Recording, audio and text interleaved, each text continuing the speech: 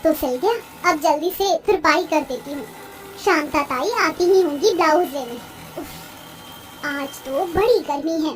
गरीब अनीता भरी गर्मी में कपड़े सी रही होती है, तभी शांता आती है। अनीता, मेरा ब्लाउज सिल गया क्या? हाँ शांता ताई, सिल गया है, ये लीजिए आपका ब्लाउज। शांता ब्लाउज सिलने के बदले अनीता को 100 रुपए दे देती है। बहुत ही बढ़िया ब्लाउज सिला है तूने बिटिया, भगवान तुझे तरक्की दे। शुक्रिया शांता ताई, मुझ गरीब माँ को आपसे एक मदद चाहिए थी ताई। आप जहाँ काम करती हैं वहाँ मेरी सिलाई के बारे में बताइएगा, मैं उनके कपड़े सस्ते में सिल दूंगी, वो भी जैसा कहेंगे वैसा ही सिल दूंगी। इससे मुझ गरीब दर्जी के 2 पैसे बन जाएंगे। मैं तेरी मजबूरी को समझती हूँ बिटिया, इतनी गरीबी में दिन रात लोगों के कपड़े सिलकर तू किस तरह से अपनी 5-5 बेटियों का पेट पाल रही है। मगर मैं जिस कोठी में रोटी बनाने का काम करती हूँ वो बड़े सेठ लोग हैं, वो अंग्रेजी में क्या कहते हैं, हाँ वो महंगे फैशन डिजाइनर से कपड़े सिलाते हैं। ठीक है शांता ताई, कोई बात नहीं। इसके बाद अनीता फिर से उदास होकर कपड़े सिलने बैठ जाती है। तभी वह अपनी 5 बेटियों को झगड़ते हुए घर में आते देखती है। छोड़ छाया, छोड़, मैं कहती हूँ छोड़ दे, ये मेरे हिस्से का जूस है।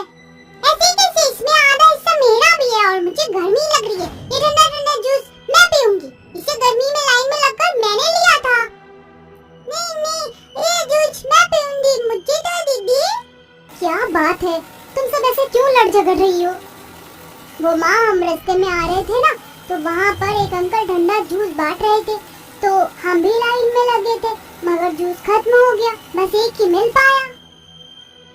अनीता की 5 बेटियां ऐसे ही ठंडे पानी के लिए लड़कती थी। तभी अनीता की अमीर पड़ोसन चांदनी अपनी बेटी पलक के साथ मिठाई का डब्बा लेकर आती है। बाप रे अनीता, तेरे इस घर में एकदम आलू जैसी उबलने वाली गर्मी हो रही है, कितनी बार कहा तुझे एक पंखा खरीद ले। अब खैर छोड़, ये ले मिठाई खा। मगर ये मिठाई किस खुशी में? अब बस, मैंने मेरा पुराना वाला फ्रिज बेच दिया और नया डबल डोर का फ्रिज लिया है। पुराने वाले फ्रिज में बर्फ जमाने की कैपेसिटी बड़ी कम थी और इसमें मैं एक बार में ढेर सारा बर्फ जमा सकती हूँ। अब इतनी गर्मी में बिना ठंडे पानी से कहाँ चलता है? तब तो चांदनी आंटी, अब तो आप हमें भी बर्फ दे दोगी ना? क्यों नहीं, आ जाना जब बर्फ चाहिए हो। अच्छा मैं चलती हूँ। उसी शाम, माँ बहुत गर्मी हो रही है, ठंडा पानी पीने का मन कर रहा है। मैं और छाया चांदनी आंटी के घर से बर्फ मांग कर ले आते हैं, फिर हम ठंडा ठंडा पानी पियेंगे। चल छाया। हाँ चल आराध्या दीदी। अनीता की दोनों बिटियां बर्तन लेकर उम्मीद लगाए चांदनी के घर आती हैं। चांदनी आंटी, थोड़ी बर्फ दे दो। आ गई दोनों मुंह उठाकर बर्फ मांगने। रुको लाती हूँ, ये लो। अनीता की 5 बेटियां बर्फ का पानी पीकर बहुत खुश होती हैं। अब वह रोज चांदनी से बर्फ मांगने आती। तभी एक दिन चांदनी चिढ़कर कहती है, तुम्हारा तो रोज रोज का हो गया, सुबह शाम बर्तन लेकर फ्री की बर्फ मांगने आ जाती हो। अगर तुम 5 को बर्फ का पानी पीने का इतना ही शौक है तो जाकर कहो अपनी गरीब माँ से वो फ्रिज खरीद ले। अनीता की दोनों बेटी आंखों में आंसू लिए घर आकर रोते हुए कहती हैं, माँ आंटी ने हमें भगा दिया, हमें बर्फ भी नहीं दिया। हम इतने गरीब क्यों हैं माँ? ना हमारे घर में एक पंखा है ना फ्रिज है, हमें इतनी गर्मी में गुजारा करना पड़ता है। आराध्या, अगर पिताजी जिंदा होते तो आज हमारे घर में भी ये सब होता। माँ तो खुद कितनी मुश्किल से हमें पाल रही हैं। उस दिन गरीब अनीता की 5 बिटियां उदास होकर भूखे ही सो जाती हैं। तभी अनीता एक टूटे फूटे बक्से से 5 फ्रॉक निकालकर भराई आंखों से देखते हुए कहती है, तुम्हारे उदास चेहरे को देखकर तुम्हारी इस गरीब दर्जी माँ का दिल भी बहुत दुखता है मेरी बच्चियों, मगर मैं क्या करूं? वैसे मैंने तुम 5 के लिए बचे कतरन से ये फ्रॉक सिली है, मगर पता नहीं तुम्हें ये पसंद आएगा भी कि नहीं। गरीबी भरी जिंदगी को सोचते हुए अनीता की आंख लग जाती है। फिर एक दिन अनीता जब बाजार जा रही होती है तभी वह एक शिकारी को पिंजरे में एक चिड़िया को ले जाते देखती है। बेचारी ये चिड़िया इस पिंजरे में कितनी उदास बैठी है, मुझे इसे बचाना होगा। अनीता शिकारी का पीछा करते हुए जंगल आ पहुंचती है, जहाँ शिकारी कहता है, अब मैं इस चिड़िया को मार कर खाऊंगा और फिर मैं बहुत शक्तिशाली हो जाऊंगा। तभी अनीता एक डंडे से शिकारी को मार कर बेहोश कर देती है और जैसे ही पिंजरा खोलती है वो चिड़िया परी बन जाती है।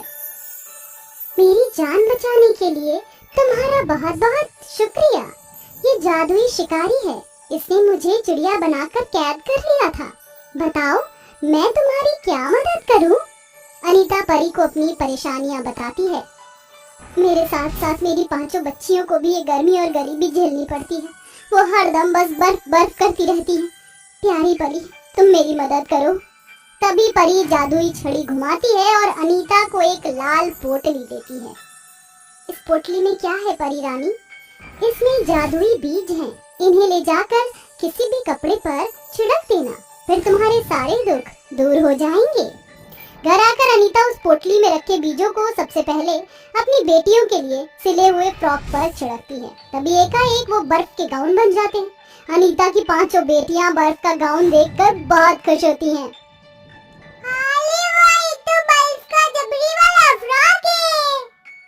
रूही, इसे झबरी वाला फ्रॉक नहीं बल्कि गाउन कहते हैं मेरी बहन। माँ, आपको पता है हम 5 को गाउन पहनने का बड़ा मन था और देखो हमें ये बर्फ वाला सुंदर गाउन मिला है। क्या हम इसे पहन लें? हाँ मेरी बच्चियों, ये बर्फ का गाउन तुम्हारे लिए ही तो है। फिर 5 बर्फ का गाउन पहनकर बाहर आती हैं और अपनी बच्चियों की खुशी से खिले हुए चेहरे देखकर उस गरीब दर्जी माँ की आंखों में आंसू आ जाते हैं। शुक्रिया परी रानी, तुम्हारी वजह से मेरी बच्चियां इस बर्फ का गाउन पहनकर बहुत खुश हैं। माँ, ये बर्फ का गाउन बहुत सुंदर है, इसमें हमें जरा सी भी गर्मी नहीं लग रही है। हाँ माँ, इस बर्फ के गाउन के लिए शुक्रिया। माँ, आप ऐसा ही बर्फ वाला गाउन हमारे आस पड़ोस रहने वाले सभी बच्चों के लिए सिलना शुरू कर दो, फिर देखना हमारी खूब अच्छी कमाई होगी।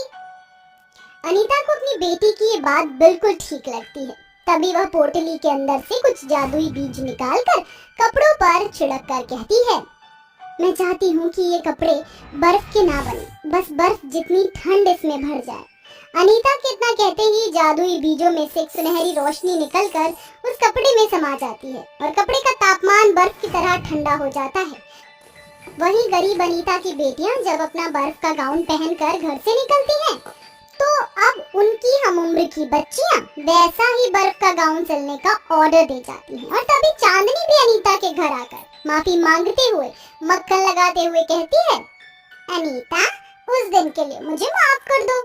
कोई बात नहीं चांदनी जी, देखो ना, जब से पलक ने तुम्हारी 5 बेटियों को बर्फ का गाउन पहने देखा है, ये जिद पकड़ कर बैठ गई है। मगर एक बात तो बताओ, ये बर्फ पिघलती क्यों नहीं? चांदनी जी, हलवाई अपने हाथों के स्वाद का राज किसी और को बताता है नहीं ना, इसलिए मैं भी आपको नहीं बता सकती, मगर बर्फ का गाउन बन जाएगा। क्या तुम मेरे लिए भी कुछ ऐसे कपड़े सिल सकोगी जिससे पहनने पर मुझे ठंडक मिले? चिंता मत कीजिए चांदनी जी, ये दर्जी आपके लिए ऐसे कपड़े सिलेगी जो आपको इस गर्मी में शिमला जैसी ठंडक का एहसास देगी। चांदनी के चले जाने के बाद अनीता कपड़े सिलना शुरू करती है और गाउन और चांदनी के लिए ब्लाउज और सूट बनाती है। गाउन और कपड़े तो सिल गए, अब मुझे इन जादुई बीजों को छिड़कना है। अनीता गाउन पर परी की दी हुई जादुई बीज छिड़क कर कहती है, मैं चाहती हूँ ये गाउन बर्फ की बन जाए। इतना कहते ही गाउन बर्फ की बन जाती है और अनीता फिर से उन जादुई बीजों को इस बार कपड़े पर छिड़क कर कहती है, मैं चाहती हूँ ये सारे कपड़े बर्फ जितने ठंडे हो जाएं। इस बार भी अनीता के कहे अनुसार ऐसा ही होता है। इसके बाद देखते ही देखते गरीब दर्जी अनीता के घर में कपड़े सिलवाने के लिए लोगों की भीड़ होने लगती है, जिससे अनीता के सिले कपड़ों से लोगों को बड़ी गर्मी से राहत मिलती है और अनीता की अच्छी कमाई होती है। पर किसी को भी इसके पीछे के जादू के बारे में पता नहीं चलता। अपनी मेहनत से अनीता गरीबी में ना सिर्फ अपनी 5 बेटियों का पेट पालती है, बल्कि एक अकेली औरत होकर भी गरीबी में बड़ा मुकाम हासिल करती है। और अब उसके पास अच्छा घर बार था, जिसमें फ्रिज, पंखा, एसी सभी चीजें थी। सुमित्रा रसोई में खाना बना रही थी, मगर उसकी आंखें दरवाजे पर लगी थी। सुमित्रा जी, आपके बार बार दरवाजे पर देखने से मनीष और यश 7 समंदर पार से जल्दी तो नहीं आ जाएंगे। तभी हाथों में बैग लिए हुए यश और मनीष आ जाते हैं और सुमित्रा आरती की थाली लिए हुए आंसू भरी आंखों के साथ उनका स्वागत करती है। पूरे 5 साल बाद तुम दोनों को देख रही हूँ। सिर्फ मेरा दिल ही जानता है कि इतने साल मैंने तुम दोनों के बगैर कैसे बिताया है। अब मैं तुम्हें कहीं नहीं जाने दूंगी। ठीक है मेरी प्यारी माँ, अब जल्दी से हमें अंदर तो आने दो, भूख लगी है। तुम दोनों हाथ मुंह धो लो, मैं खाना लगाती हूँ। फिर सभी साथ बैठकर खाना खाते हैं। आज 5 सालों के बाद तुम्हारे हाथ का बना खाना खा रहे हैं। माँ पता है, माँ विदेश जाने के बाद हमने हर रोज आपके हाथों का खाना बहुत मिस किया है। मेहर, यश, मैंने और तुम्हारी माँ ने तुम दोनों भाई की शादी तय कर दी है। ये रही तस्वीर। जैसे ही दोनों तस्वीर देखते हैं तो उसमें काली लड़कियां देखकर वो चिढ़कर कहते हैं, माँ क्या आपको मेरी और छोटे की शादी के लिए ये काली कलूटी लड़कियां ही पसंद आई थी? हमें ये शादी नहीं करनी। यश ये तू क्या कह रहा है? जानता भी है हम रिश्ता पक्का कर चुके हैं और शादी के कार्ड भी छप चुके हैं। और बेटा, इंसान की खूबसूरती उसके रूप से नहीं गुणों से होती है। अपनी माँ के लिए ये शादी कर लो। सुमित्रा के बार बार कहने पर यश और मिहिर शादी के लिए मान जाते हैं। अब मेघा और अर्पिता से उनकी शादी हो जाती है। हर लड़की की तरह वो दोनों भी अपनी आंखों में हजारों सपने सजाए ससुराल आती हैं। अर्पिता बहू, मेघा बहू, इस कलश को गिराकर अंदर आ जाओ। बेचारी दोनों काली बहुएं कई सारे अरमान सजाए सुहाग की सेज पर बैठी रात भर अपने पतियों के आने का इंतजार करती हैं। वहीं दोनों भाई आपस में प्लान बना रहे होते हैं। यस भैया, मैं तो अपनी काली कलूटी बैंगन रोटी बेबी के साथ बिल्कुल भी नहीं रहने वाला, इसलिए मैंने वीजा बनवा लिया है। मैं लंदन चला जाऊंगा। ओके छोटे, मैं भी तेरे साथ चलूंगा। सुबह होने पर दोनों अपने कमरे में आते हैं। यश जी, कल हमारी सुहागरात थी, आप रात भर कहाँ थे? तू होती कौन है मुझसे ये सवाल पूछने वाली? और कैसी सुहागरात, कौन सी सुहागरात, जब मैं तुझे अपनी पत्नी मानता ही नहीं। ये सुनकर अर्पिता का दिल टूट जाता है और वह भराई आंखों से कहती है, यश जी, भगवान के लिए ऐसा मत कहिए। अग्नि के साथ फेरे लेकर आपने मुझे अपनी पत्नी बनाया है। इस पर यश गुस्से से अर्पिता की कलाई बड़ी ही बेरहमी से पकड़ता है, जिसके चलते उसकी कांच की चूड़ियां टूटकर उसके हाथों में चुभ जाती हैं। आह, माँ मेरा हाथ! यश जी छोड़िए, मुझे दर्द हो रहा है। आज के बाद मेरी बीवी बनने की कोशिश की ना तो मुझसे बुरा कोई नहीं होगा। मिहिर, आप कहीं जा रहे हैं क्या? देख मेघा, मेरे काम में टांग मत अड़ा, और मैं कहाँ जाता हूँ कहाँ आता हूँ ये मैं तुझे बताना जरूरी नहीं समझता। चल हट मेरे आगे से। ये बोलकर मिहिर मेघा को धक्का दे देता है और दोनों भाई सुमित्रा के पास आते हैं। माँ, मुझे और मिहिर को लंदन जाना होगा। अरे ऐसे अचानक से? हाँ पिताजी, जरूरी काम है। अभी तुम दोनों की नई नई शादी हुई और तुम दोनों बहू को छोड़कर विदेश जा रहे हो? बस थोड़े दिनों की बात है माँ, जैसे ही काम खत्म होगा हम जल्दी लौट आएंगे। इस तरह से झूठ मूठ की बातें बनाकर यश और मिहिर लंदन चले जाते हैं। फाइनली हम लंदन आ गए।